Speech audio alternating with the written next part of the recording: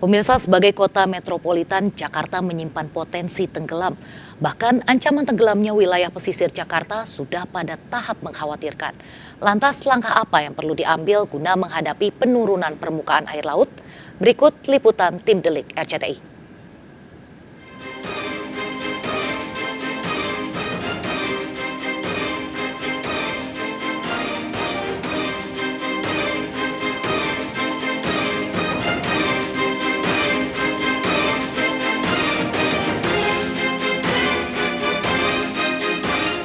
Pemirsa, di balik hingar-bingar dan kesibukan dari Jakarta, terselip potensi bahwa ibu kota negara ini akan tenggelam. Bahkan pesisir Jakarta diduga sudah masuk dalam tahap mengkhawatirkan. Lantas, langkah apa yang akan diambil terkait dengan penurunan muka tanah dan naiknya air laut? Bersama saya Nomi Tobing dan Suryali Santoso, berikut liputannya.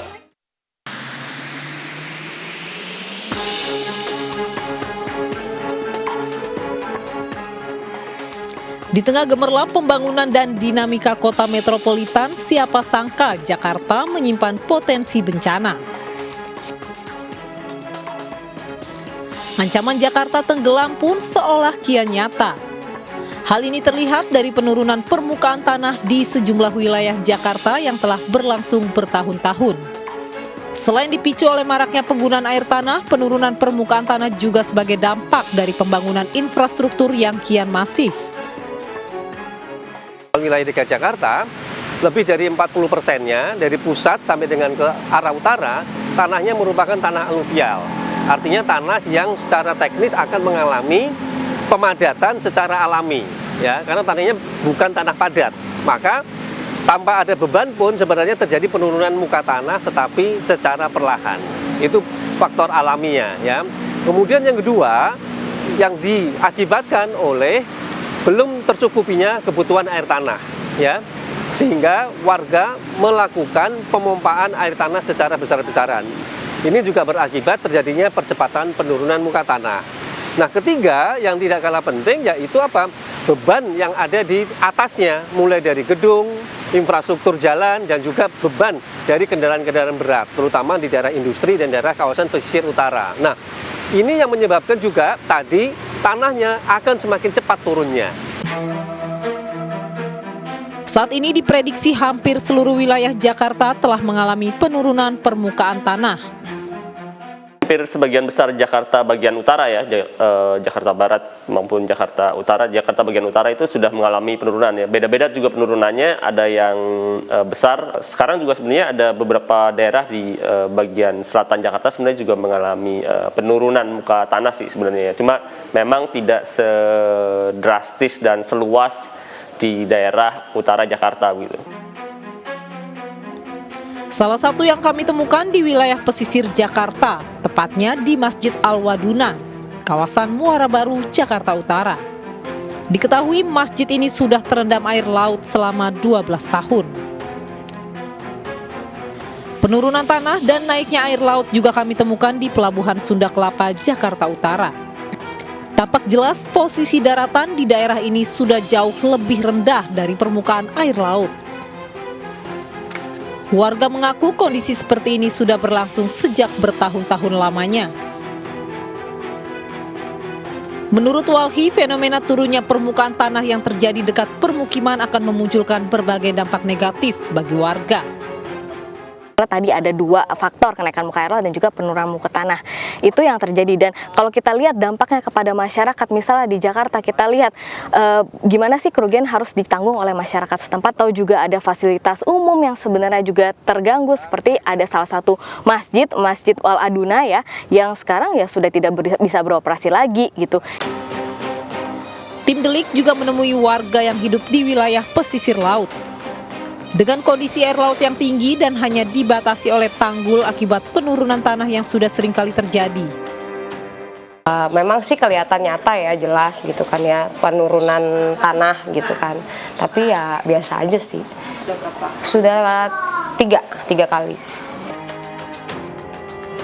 Setiap kali air laut pasang, maka warga pun harus selalu menghadapi banjir rob. Menurutnya di beberapa lokasi bahkan air laut naik cukup tinggi dan mengganggu aktivitas warga. Pasti gitu. Tapi nanti ada saat-saatnya memang puncak air laut pasang gitu kan ya. Tapi saya juga nggak terlalu perhatiin gitu. Itu biasanya kalau udah kayak gitu tuh banjirnya memang agak parah ya. Tapi tetap di sini karena ada tanggul tuh warga tuh nggak terlalu terdampak. Paling yang kelihatan itu di pelelangan ikan di Muara Baru.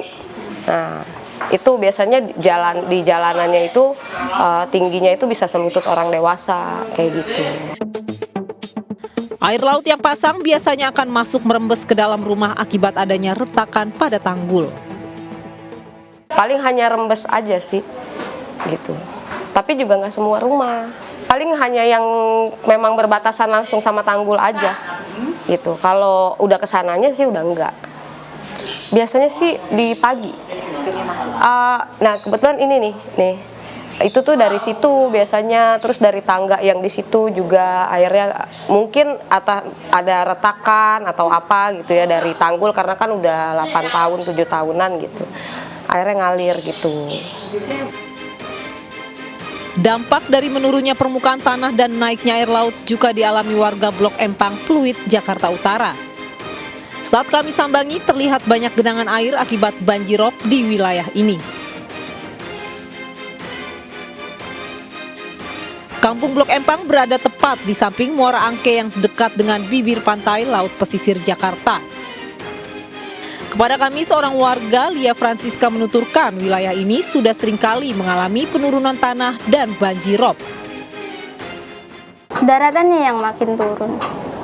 Karena udah diuruk tetap aja banjir. Makin tinggi banjirnya makin tinggi. Kalau diuruk. Warga lainnya yakni Rusdi menuturkan banjirop yang terjadi saat ini lebih parah dari yang terjadi saat dirinya masih usia kanak-kanak. Wah, lebih parah yang sekarang yang jelas. Lebih parah yang sekarang. Kalau dulu banjir itu paling juga 1 hari, paling lama 2 hari. Kita di masyarakat nelayan Muara Angke sini, khususnya di kampung nelayan RW 022 ini, kalau pasang kayaknya bosan seminggu bisa 2 kali dan itu pun bisa sampai 1 minggu pasangnya. Apalagi kalau menjelang musim barat seperti ini. Pria 4 anak ini mengungkapkan banjirop yang sering terjadi sangat berdampak pada kesehatan dan perekonomian warga.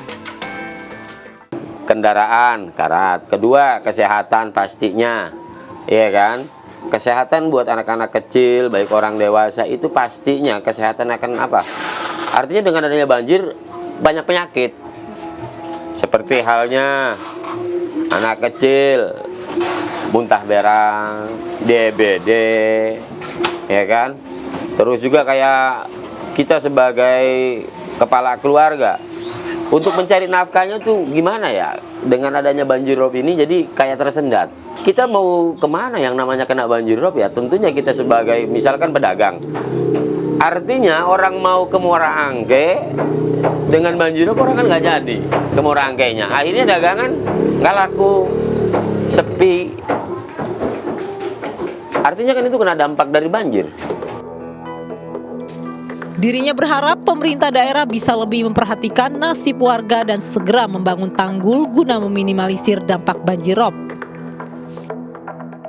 Kita sebagai masyarakat berharap sekali perhatian dari pemerintah lah, supaya paling tidak bisa menanggulangi banjir ini. Seperti itu. Entah itu mau ditambak, entah itu mau bagaimana, itu urusan pemerintah lah. Kami sebagai warga negara tentunya berharap dengan pemerintah agar pemerintah ini bisa mampu menanggulangi banjir tersebut dan bisa mendengar jeritan-jeritan warga masyarakat pesisir Muara Angke. Penurunan muka tanah juga tak lepas dari metode pembangunan tata ruang kota yang tidak mengindahkan lingkungan. Bagaimana gedung-gedung dibangun secara masif dengan mengeksploitasi air tanah. Karena itu di dalam perencanaan pembangunan infrastruktur, pemerintah dinilai harus bisa mengingatkan pengembang untuk tidak mengabaikan kondisi di sekitarnya, sehingga tidak sampai mengganggu kehidupan di sekelilingnya. Ketika kita merencanakan suatu kawasan atau suatu kota, itu sebenarnya banyak analisis yang harus dilakukan oleh pemerintah maupun juga yang pihak yang akan membangun gitu ya. Salah satu yang harus kita lakukan adalah analisis bagaimana sih daya dukung lingkungan dari kawasan atau kota yang ingin kita bangun, atau ya kita bisa menyebutnya carrying capacity dari kawasan tersebut, yaitu bagaimana suatu kawasan nanti menyediakan sumber daya ataupun jasa ekosistem terhadap populasi yang ada di kawasan tersebut gitu. Nah, ini yang sering diabaikan ketika kita ingin melakukan pembangunan, contohnya di Jakarta Utara ini. Jadi banyak sekali tadi bangunan-bangunan, apalagi bangunan-bangunan tinggi itu dibangun ya sebenarnya itu akan mengurangi wilayah resapan air juga, dan juga akan mengurangi wilayah RTH juga. Dampak buruk dari penurunan tanah dan naiknya air laut pada akhirnya justru membuat rakyat kecil menjadi korban. Lalu sejauh mana tata kota dan pembangunan infrastruktur berdampak pada penurunan permukaan tanah di Jakarta?